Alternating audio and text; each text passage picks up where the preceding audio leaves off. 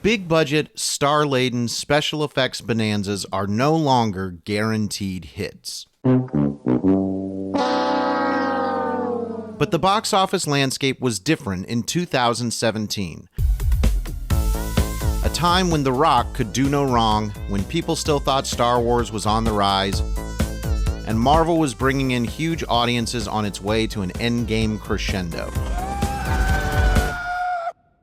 In that environment, the biggest star in the world released a hugely budgeted, gorgeous-looking, ultra-sexy, high-concept sci-fi action flick based on a beloved source material.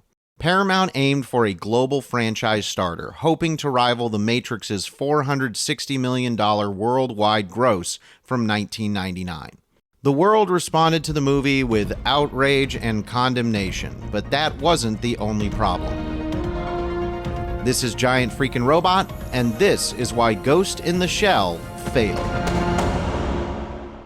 Steven Spielberg was a mega fan of the classic 1995 anime movie Ghost in the Shell. At the time, he called the anime one of the most visionary sci-fi films ever made. So in 2008, his company DreamWorks acquired the rights to turn it into a live-action movie. Translating it into a usable script proved difficult. The biggest problem was that DreamWorks wanted something accessible for mass audience consumption, and doing that while also staying true to the source material was proving impossible. The very R-rated 1995 anime grossed only $2 million worldwide, but had a cult following. Paramount needed a hit to justify the film's budget, targeting at least $400 million globally to break even. Finally, they hired director Rupert Sanders, the guy behind Snow White and the Huntsman. His solution was to stay true to the anime's visual fidelity, while focusing the story more on action as a way to cater to general audiences. Sanders shot in New Zealand and Hong Kong, using 3,000 CGI shots and practical sets to recreate the anime's cityscape, with Weta Workshop designing the Major's bodysuit. The script prioritized action set pieces, like a geisha robot fight, over the anime's dialogue-heavy philosophy. There are countless ingredients that make up the human body and mind. Scarlett Johansson joined the project in 2015 to play the movie's lead, the Major.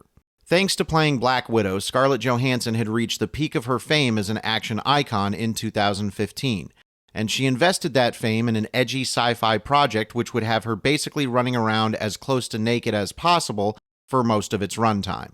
The Major's bodysuit was designed to mimic the anime's nude aesthetic, but used opaque materials to secure a PG-13 rating, avoiding the full-on R-rated nudity of the original. Scarlett Johansson was taking a lot of risks like this during this part of her career. In 2013, she earned acclaim for starring in the indie sci-fi movie Under the Skin, in which she plays a man-eating alien who disrobes before ingesting her victims. That film, made for $13 million, grossed $7 million, but won critical praise, with Johansson's nude scenes sparking debate about art versus exploitation. If nothing else, Johansson deserves more career credit for her willingness to take big risks. She turned down safer roles in Mission Impossible Fallout and Jurassic World to pursue Ghost in the Shell, betting on its potential to redefine her as a sci-fi lead. So she would have been a natural fit for Ghost in the Shell's lead, if she were Japanese. Breaking news: Scarlett Johansson is not Japanese. Back off! Meanwhile, the characters in both the anime version and the original manga version of the story definitely are. More on that in a minute. First, let's look at the movie they ended up with, because examined purely as a piece of entertainment, isolated from the controversy, it's not a bad movie. Ghost in the Shell takes place in a dystopian future where cybernetic enhancements are commonplace and humans merge with machines. Cybermech liver. Been saving up for a while. Now it's last call every night. The setting draws from Hong Kong's skyline. For the futuristic kind of Hong Kong-looking city we wanted to make, we're really able to take the existing architecture and geometry of the city we're in and then really build from it. The city, a neon-lit urban sprawl, is a hub of technological advancement and corporate power. Production designer Jan Rolfs built 12 practical sets, including a 40-foot-tall Honka robotics lab, to ground the CGI-heavy world. The narrative centers on the philosophical concept of the ghost, what they call a person's consciousness or soul, and the shell, their physical or sometimes cybernetic body. This concept was simplified from the anime, which explored transhumanism through debates about AI sentience, to focus on the Major's personal identity crisis. What does that feel like? Scarlett Johansson plays the Major, the first of her kind, a human brain housed in a fully synthetic body after a tragic accident supposedly killed her. The film's opening sequence, showing her creation, used 1,200 CGI frames and cost $5 million alone. Yes, it's a little like RoboCop. No. But it goes in a totally different direction. We can't have that. Where RoboCop satirized corporate greed, Ghost in the Shell explores memory and autonomy. Your shell belongs to them, but not your ghost. Though it drops the anime's political subtext about government surveillance.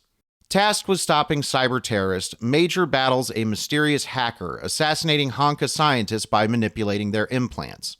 As Major investigates, glitches in her system, flashes of unfamiliar memories, hint at a hidden past. Her pursuit unveils a conspiracy tied to Honka's experiments with consciousness, forcing Major to question her identity and autonomy. Blending cyberpunk action with existential questions, the film is every bit as visually stunning as the 1995 anime adaptation, but less philosophical. As an action movie, it's a wild ride and a unique experience, and it's worthy of praise for what it accomplishes. The film's tank battle finale, recreating the anime's iconic climax, cost $10 million. It was a huge production. Had the anime adaptation not existed, there's a chance we'd be talking about Ghost in the Shell as a cult classic action movie. Instead, it's doomed to be eternally labeled as dumb and probably racist. From the moment Scarlett Johansson was announced as Ghost in the Shell's lead, the world freaked out, with both faithful fans and people who'd never seen the anime but wanted to cash in on the politics of it screaming about whitewashing. As if to demonstrate how truly clueless they were, Paramount and DreamWorks are rumored to have responded to the outrage by considering using CGI race-swapping technology to make Johansson appear more Asian. Thankfully, that never happened. Paramount instead cast Japanese actors like Takeshi Kitano and Kaori Momoi in supporting roles to add authenticity. Who are you? I don't know. But this did little to quell the controversy. Filming wrapped in June 2016, with Paramount betting $250,000 on a Super Bowl ad to shift focus to the film's visuals. Probably they thought that by the time it came out, the controversy would have run its course and the movie would be allowed to fail or succeed based purely on whether or not it was good. The studio projected a $40 million opening weekend domestically, banking on Johansson's star power and the film's 3D screenings, which made up 30% of ticket sales. But there's no denying that the script did dumb things down. The final script, credited to 3 writers, cut the anime's 20-minute philosophical debates to under 5 minutes, replacing them with a straightforward revenge plot. I had you down as more of a cat person. The big movies out there on its opening weekend were The Boss Baby, with a $50.2 million opening. Poop duty. And Beauty and the Beast, earning $90.4 million in its third week. The film opened at only $19 million, and it had alienated the core fan base, which might have helped give it long enough legs to become a cult hit. The film's 3.9 out of 10 IMDb rating and C+ cinema score reflected mixed audiences' reactions, with 40% of ticket buyers citing Johansson's casting as a negative factor. A toxic mix of casting backlash, critical lukewarmness, fierce competition, an oversized budget, and a failure to resonate with either fans or casual viewers doomed the movie. We'll probably never get another live-action Ghost in the Shell adaptation. And that's a shame, because fans deserve a faithful take on the story. Paramount's losses killed plans for a sequel, and no studio has since pursued the IP.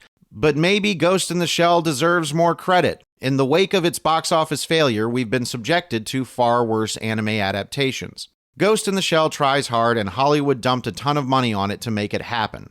Contrast that with widely derided live-action adaptations like the terrible Netflix take on Cowboy Bebop, or the best-forgotten 2018 Death Note adaptation. And it's hard not to wonder if the world was too hard on Ghost in the Shell. Scarlett Johansson goes hard every minute in Ghost in the Shell, and so does every frame of the movie. She performed 90% of her stunts, training for 6 weeks with fight choreographer, John Wick's David Leitch. Scarlett Johansson was not the original choice to play Major. The role was first offered to Margot Robbie, but Robbie declined, preferring to play Harley Quinn in Suicide Squad. Hey guys, sorry I'm late. Had to go number 2. A choice she is not likely to have regretted. Maybe that was the right call, but remove the controversy and Ghost in the Shell is a much better film than Suicide Squad. Would we all rather have a more faithful adaptation? Sure. But looked at in isolation, Ghost in the Shell is a well-made sci-fi movie.